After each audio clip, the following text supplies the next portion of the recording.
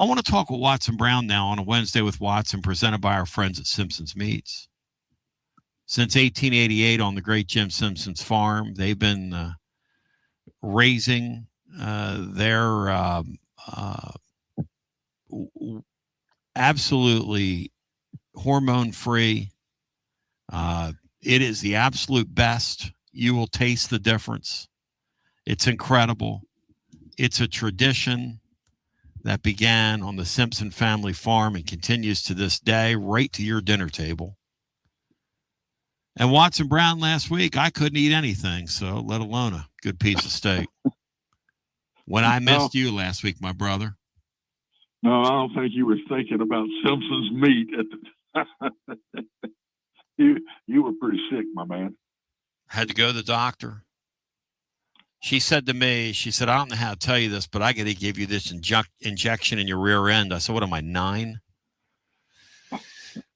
But here we go. Fired up, focused, and prepared. Watson,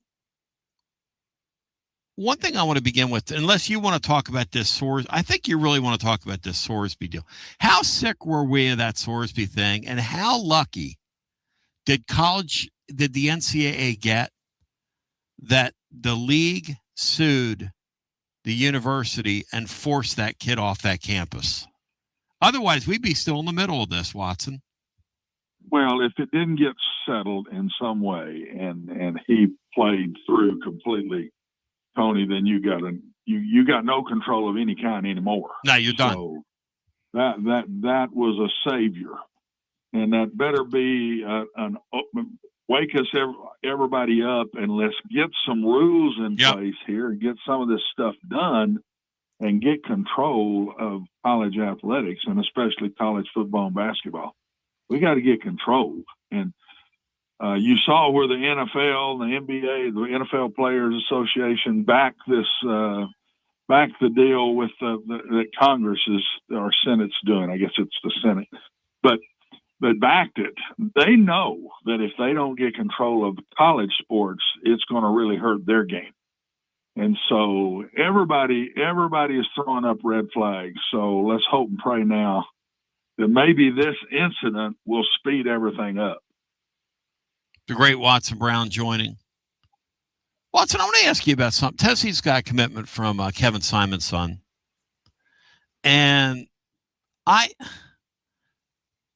look at legacy players, and it seems like, because we've seen some we were talking about before you jumped on, we've seen some really highly touted guys. And, these players of legacies that have played, and I'm talking about their fathers have played here, or in some cases, they played elsewhere.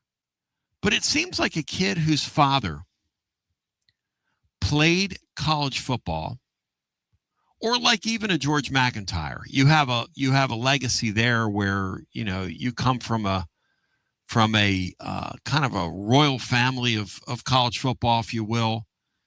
It seems like these kids who already have enough pressure on them, Watson, now I've got something else to live up to. What is your take on sometimes second generation players and just how difficult the whole thing is? I've dealt with that a lot through my time, and I've coached players of daddies that I coached. I've coached that were really good players, and I've coached players that their daddies were great players at the schools I were at. I've had 2 children that both played college sports that had to deal with my name, and I look back on it and I feel awful about that, because it was always the son of Watson Brown, the daughter of Watson Brown, and that's so unfair. That's just not that's more than they need to deal with. I think it's even worse when they're coming up through high school than it is even college. And so, yes, I think it is an issue. The better the daddy was, the harder it is for the son to come in and do that. I would look back on it and I would say, it's probably not best for the son to come in if Daddy was a great player. If Daddy was a good player or something like that, then I don't think it's as big an issue. But when he's in the Hall of Fame and or whatever, when he's been a great player at that school, there's so much you have to stand up to and match that I just think it's too much.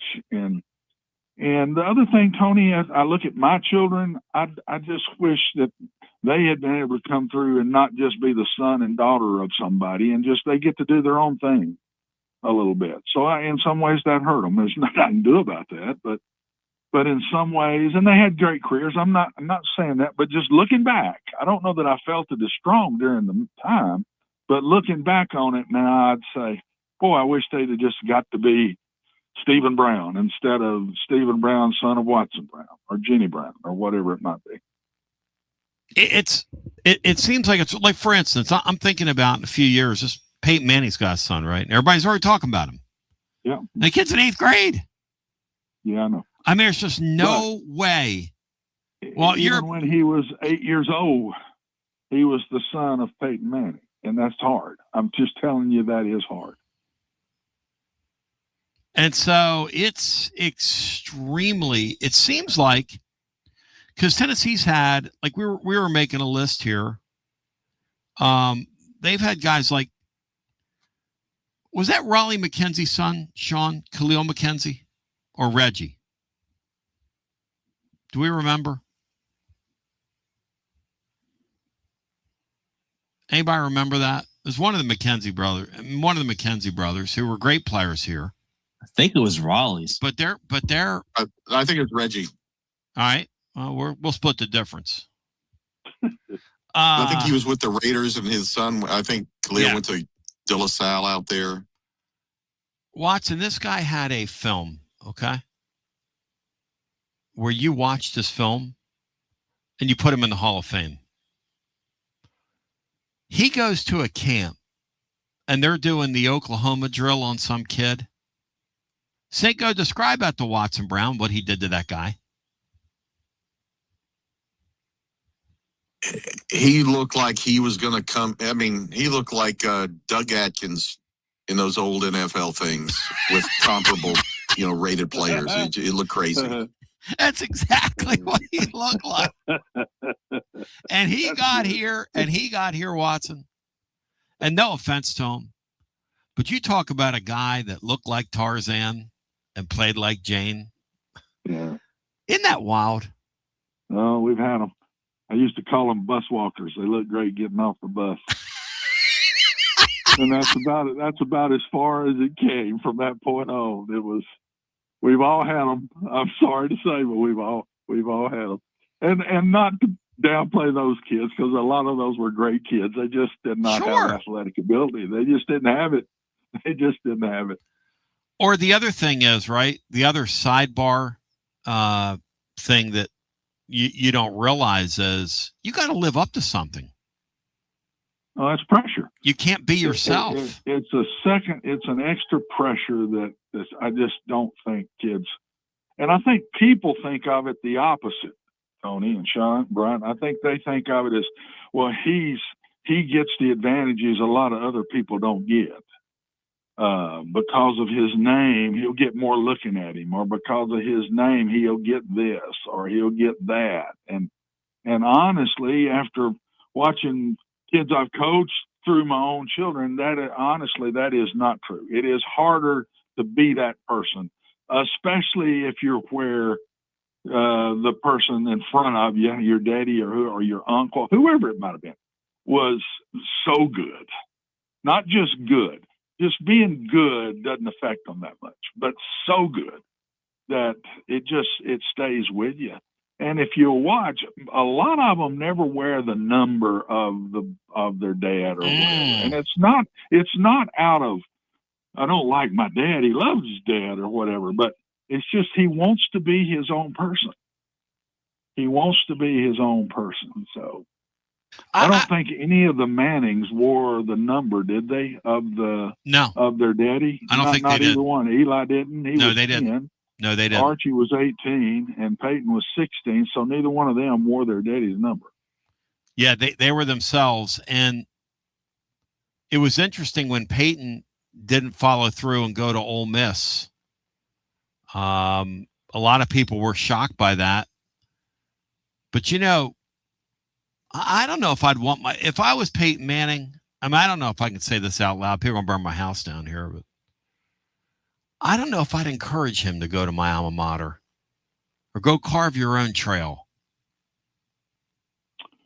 That's tough. I mean, it? I don't That's know. tough, right? I mean, That's tough. It's one thing to have to deal with it. It's another to look back on it and say, I wish I had done this or that. It's tough. And you love your child so much. You just, you know, I don't know. I just think it's a very hard thing, especially when you're that good. That good. I mean, this guy here. Just a good player that it didn't affect him. Right. But that good a player, and you're at the school where he played, I think that's just double tough. That's double tough. It's a lot. I want the living fan to think about this now. Think about the way Peyton Manning is absolutely reviled here, okay? Oh, think Lord. about how difficult that would be. It's bad enough for this kid to be the Manning of the moment, which is, I guess, what we're going to call these people as they come through the sport. The Manning of the moment at Texas. Think about the pressure he has on him. His father couldn't play.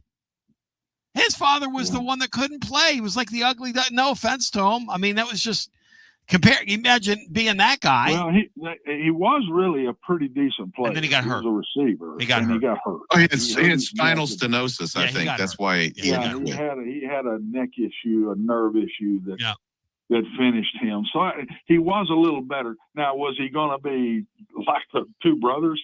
No, I don't think so. But he was a pretty good player. I'm going to defend that a little bit. And so the point, again, that's in the mode of being a pretty good player and that great player. That's right.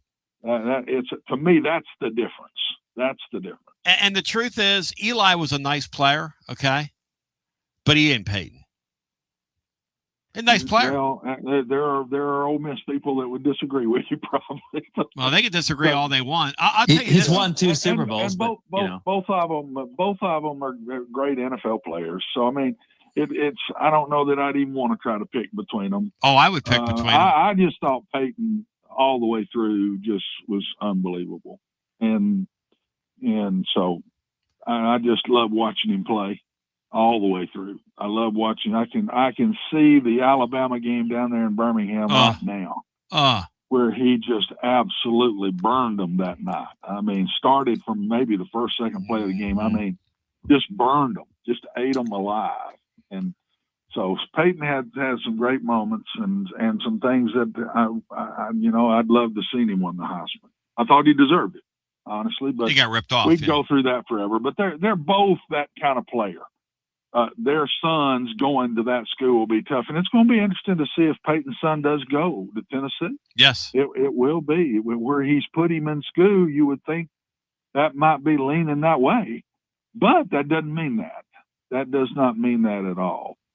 And the Mannings have been, the three that have gone from Granddaddy and Daddy that have been great players have all done their own thing. Eli's the one that went to Ole Miss, but he handled it pretty dadgum good.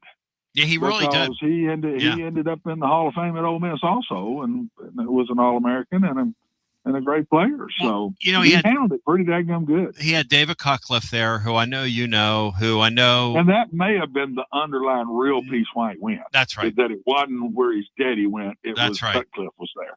Cutcliffe was there. What's interesting about Tennessee is who will the coach be by the time the wheel rolls around when that Manning kid's a senior? Because Josh Heupel's pretty long in the tooth, Cinco, for these SEC jobs. He's heading into year 6. And these guys don't last 10 years anymore. They just don't. We have to keep it. Unless you win a national championship, you're not lasting 10 years. So it's going to be. And they forget winning that national championship pretty quick, too.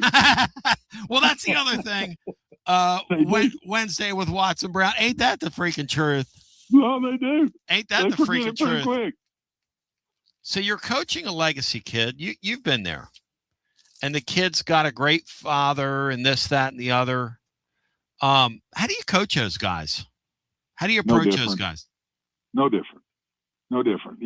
I don't. When I'd have one that like that and with that kind of family deal, I never even really bring it up. I don't know if I ever even talked to it about it, unless I felt like I knew he was struggling for one of those kind of reasons. But you just let it go when you coach them, and just let it be, and it falls wherever it might fall. But I do think it's hard. I do. I do think there's an extra piece, and some kids can handle it, and some kids can't.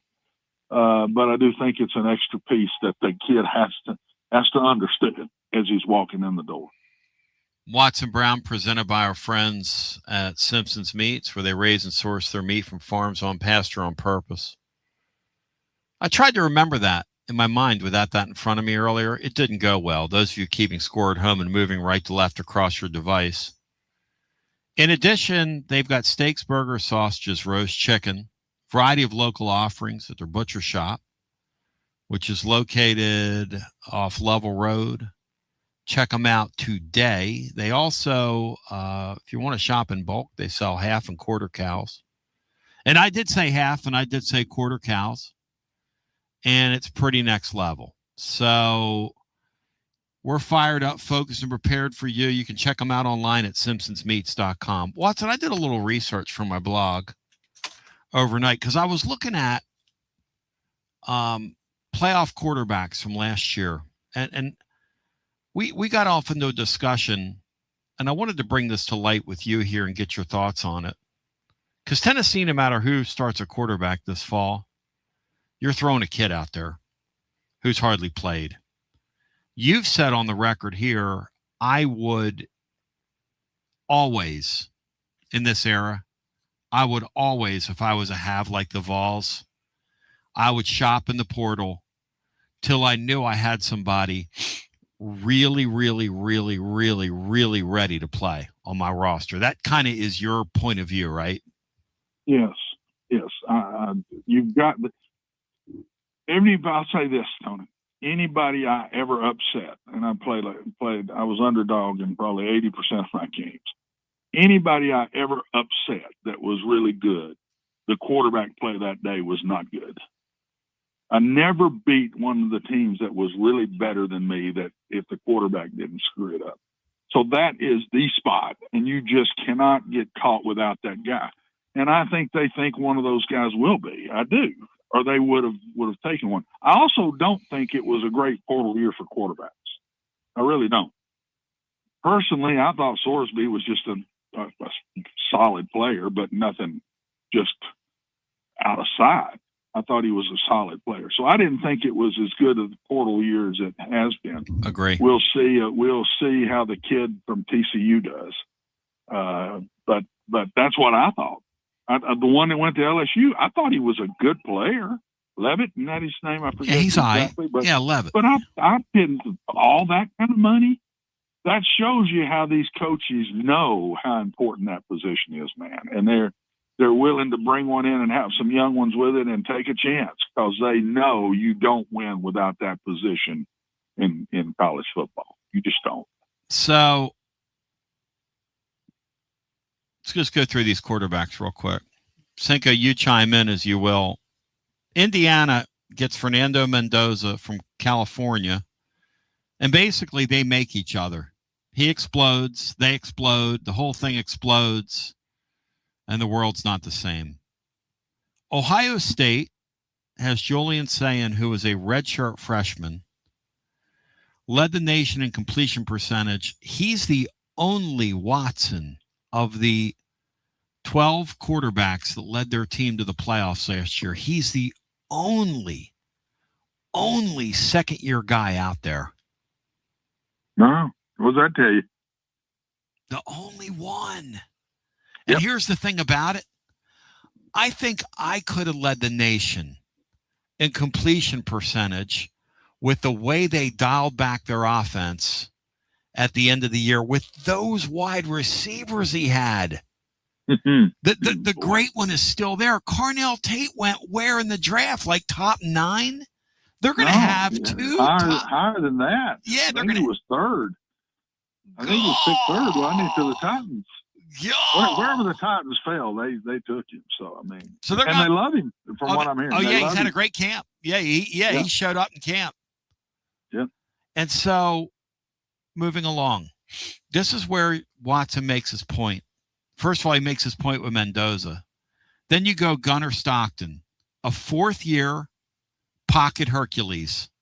That guy sat on their campus, played the year before in that championship game when Beck got hammered, and came back last year and was very good for them.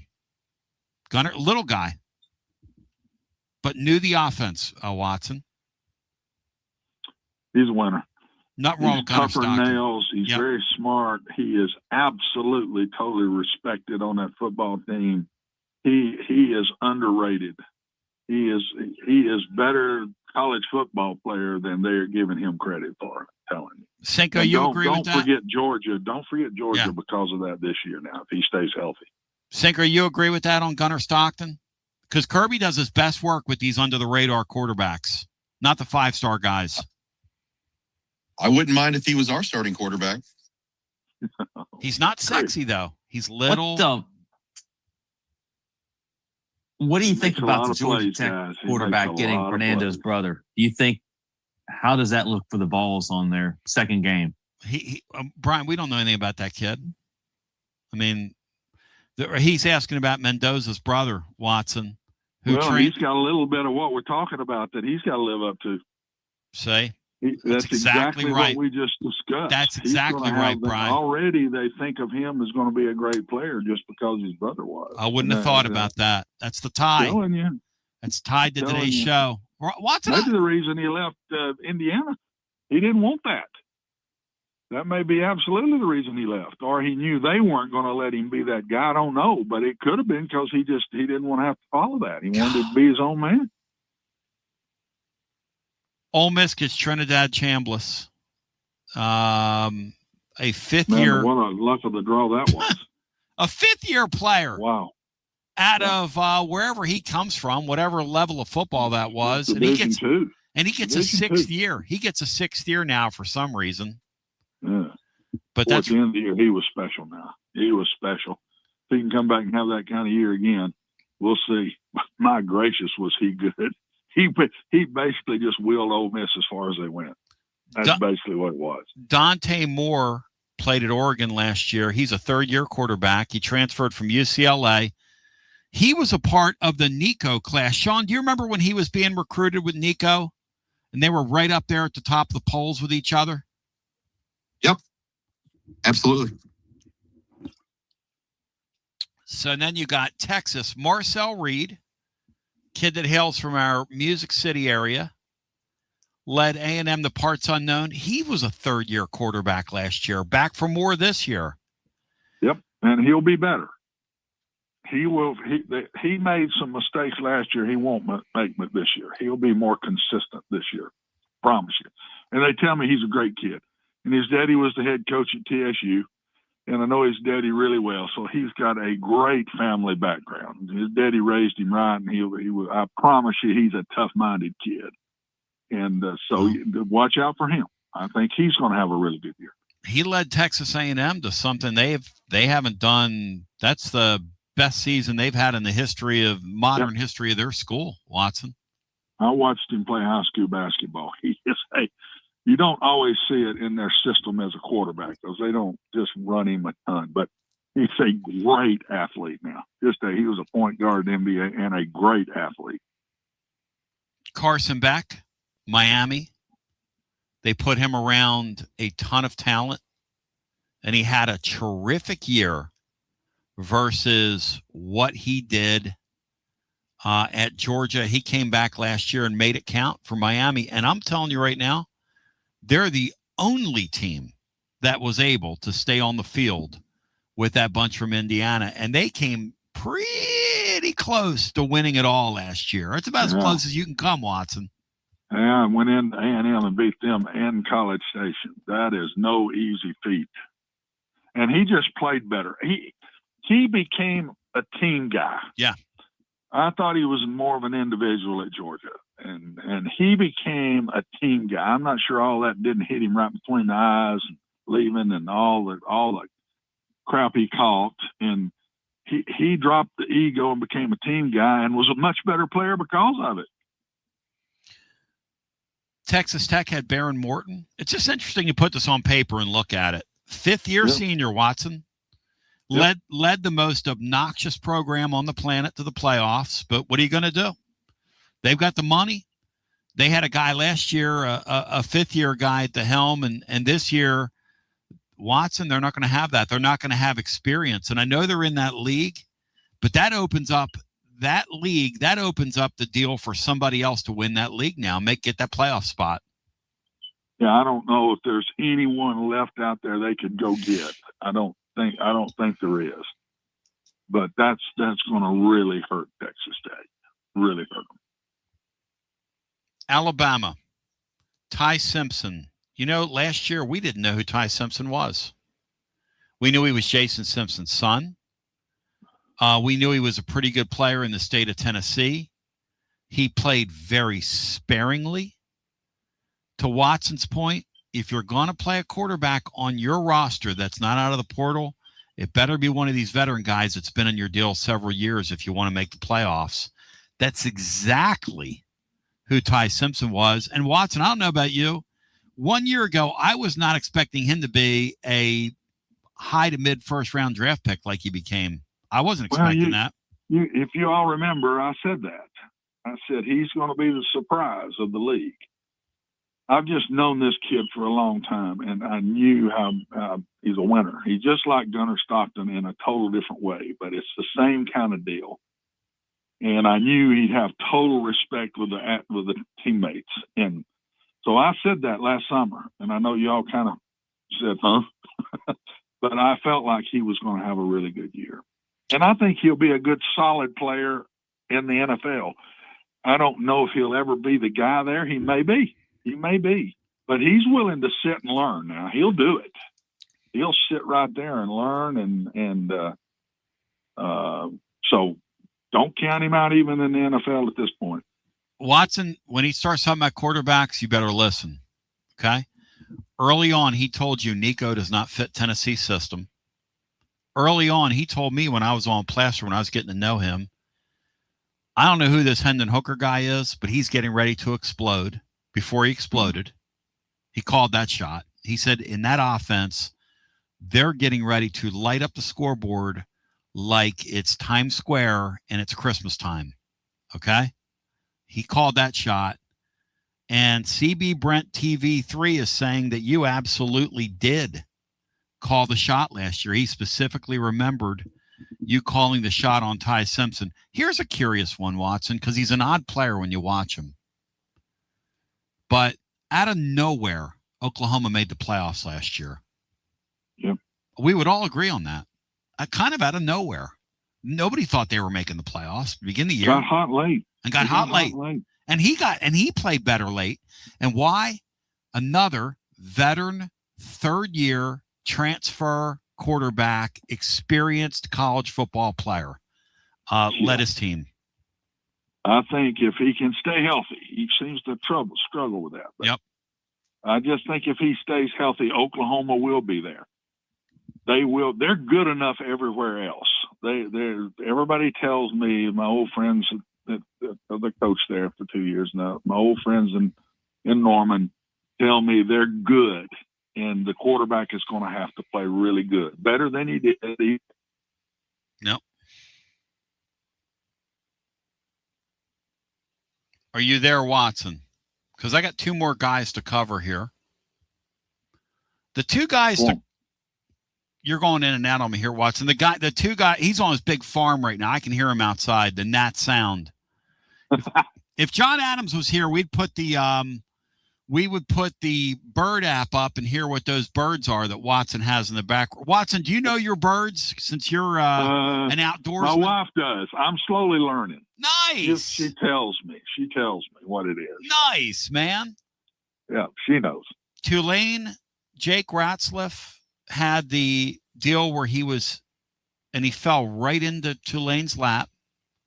Tulane lost their quarterback, the Mensa member, to Duke. Yep. And the Mensa member went over to Duke. And Jake Retzlaff, ready for this? A 4th-year transfer. And then finally, the kid that won the spot for the group of 5 teams from James Madison, Alonzo Barnett, was a 4th-year quarterback who was a 2nd-season starter. Hey, look, the takeaway here is you want to go to a playoff, it's very, very, very, very difficult to even do it with a redshirt freshman quarterback. A second-year quarterback. Most of these quarterbacks were 3rd or 4th year. Now, I haven't gone back the year before that and looked at it, but I sense a trend here, Watson. I sense these quarterbacks on the have teams are going to stay older players.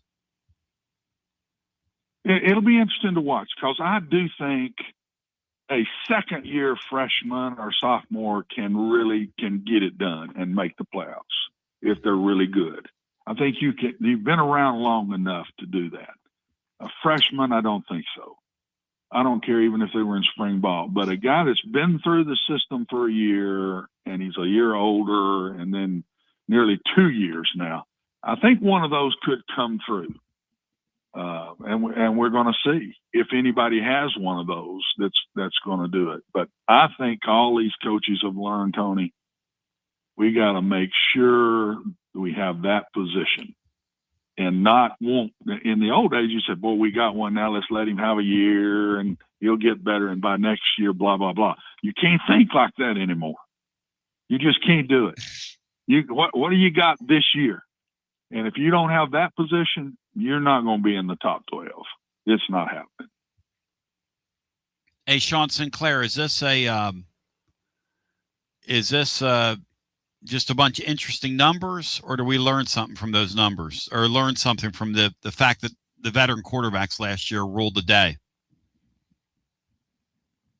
Well, no, I think it's interesting. You just never know, but typically, those freshmen, regardless of the sport, are just difference makers. Carmelo Anthony, Trevor Lawrence in football, those type of guys are just, they're one of one for their time. But I do think that, I didn't know who the Mendoza kid was at Cal. That's not, and I'm not a savant or anything. I didn't know anything about Cal when he came over. But I do think that when a kid has been to a couple places, we talk about strength and we talk about time in the film room, but I also think you can't quantify this, but I also think there's something about just being mature and having your rear kicked and being a backup at somewhere else and coming over and being your quote unquote contract year. I think that those guys, I saw it a lot, and I'm sure Coach did too. When kids see that time is running out on their college careers, regardless if they're a NFL prospect or not, their focus elevates. And when their focus elevates, their effort and their play elevates. So I'd prefer to have an older quarterback, but I'm not Coach, so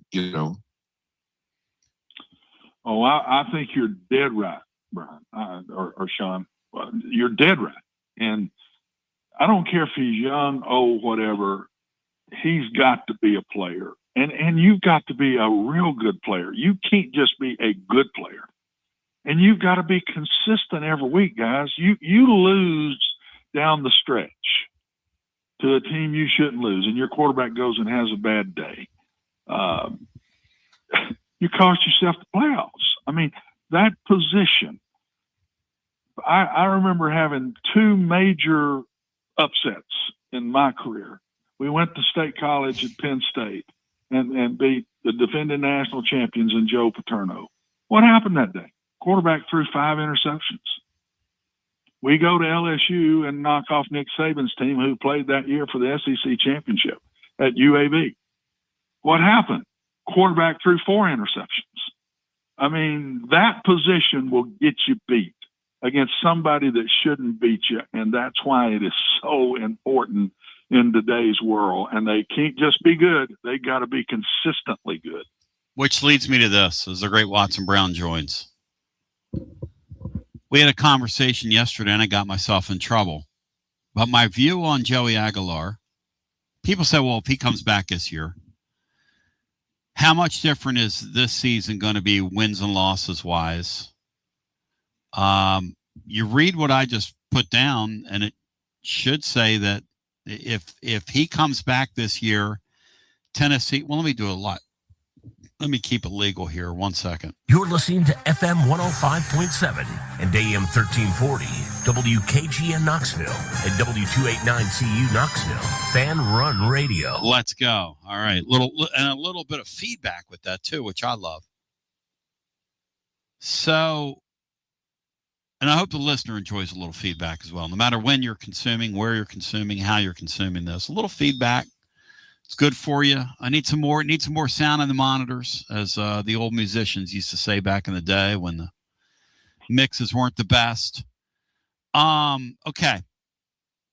Joey Aguilar, Watson. I got yelled at yesterday because I view Joey Aguilar as a pretty good college quarterback who has a high floor but a limited ceiling. And I don't know in Heupel's offense if you're going to be able to beat the teams you need to beat without a guy that can run with the football. And I mean run for yardage when it's called for. And he threw a pretty deep ball. He threw into a lot of trouble and traffic last year at times. And he got him beat in a couple big games doing that. And I was not sold. I don't think he would have made that much of a difference this year. Your thoughts? Hang on, you're skipping around. I really want to hear this answer. So go ahead. I want to make sure you're in a good spot. Go ahead. Okay. I really can't say because he had a major injury at midseason now. And we don't know how much that thing affected him last year.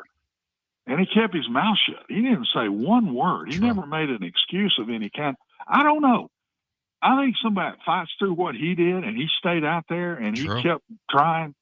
He's tougher than nails. I know that. Yep. He's tougher than nails. And when you got one of those that's mentally and physically tough, he can overdo. He can take his ability further than a lot of people can when you have those things. So I'm not going to say he couldn't, Tony. I just don't think it was fair to him from maybe mid-season on. We were judging him when he really wasn't himself. Sean Sinclair, you buy that? Yeah, I do. I'd rather have Joey Aguilar this year than what we have currently on the roster, simply because I don't think he was a great quarterback. I think a lot of things can be true. I think he saved our bacon. Mm-hmm. I think we were very fortunate to have him on the team after the Nico thing. And I think he accounted himself very well, regardless of the injury. I do think he has a ceiling because of the type of Brett Favre-ish type player he is. But if he were here this year, I think you could add a win or two. I really do. Wow. Because he's seen things, man. He's been through life. He's not going to.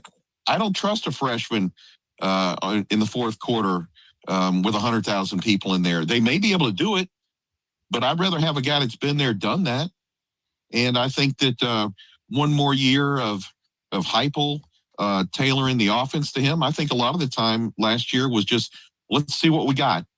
And then we'll go from there. Plus the other thing I'd much rather have him here this year than one of the two freshmen, easily. Plus the other argument for that, guys, is as you say what you say, not that I'm waffling here, because I think he's a high floor guy, but a limited ceiling guy. But maybe Watson's right. Maybe I'm being unfair to him because maybe the tumor, we don't know that. But I do know, and I said it on the air, that he was wincing to throw the ball at the end of the year.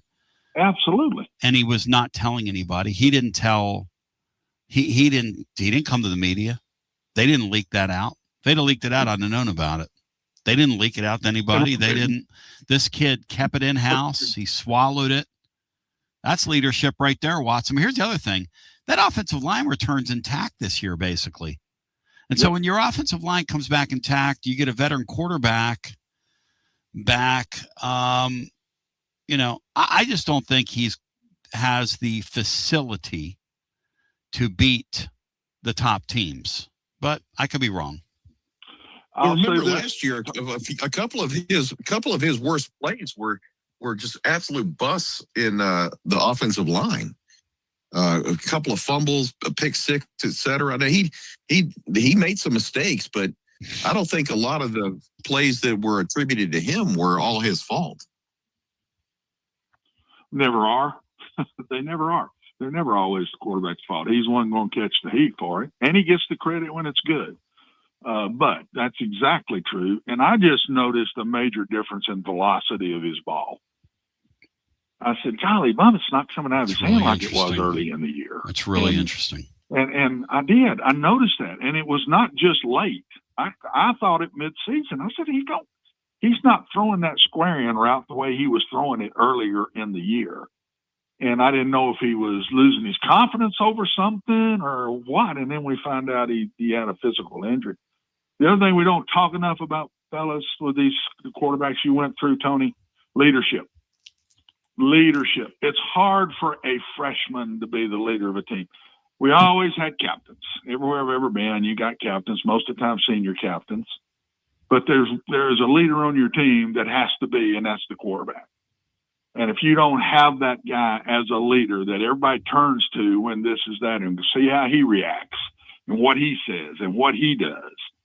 And when you don't have that, and it's hard to have it in young kids, some do. The special one has that, but there ain't a bunch of those out there. Those guys that play with Manning tell a great story. In '94, after Jerry Colquitt got hurt, he goes into the huddle and he's clapping and he's like, doing the rah-rah thing. And Jason Lehman looks at him and says, "Shut the hell up and call the play." And that's what you're talking about. That's kind of what you're talking about. Exactly what I'm talking about. And that is, if your quarterback is not your top leader, and if he's not the top, he's second to top. If he's not that, he's not what you need a quarterback. Like, you're 18, kid. We're 22, 23. We've been around here for a while. You're 18. How about you shut up and call the play? And now that you know what Manning became, sports are an interesting thing because it's a meritocracy. There's a system there where they don't care how great you're going to be. You still have to kind of pay the piper, learn the ropes, whatever it is, still exists. Watson, great conversation, man. How good was it to talk about real stuff instead of Sorsby this week? What do you think? I'm glad that's done. And we take a deep breath. And let's hope, Tony, that we all threw that red flag up and said, let's fix this stuff. Let's get all this fixed, man, before we ruin a great thing. And college football and college athletics is still a great thing. The fans still loved it last year, and let's don't screw up a great situation here. Let's fix this stuff. Thank you, Watson. Love you. Love you guys. It's always an honor. Thank you, brother. The only fix, and thank you to our friends at Simpsons Meats.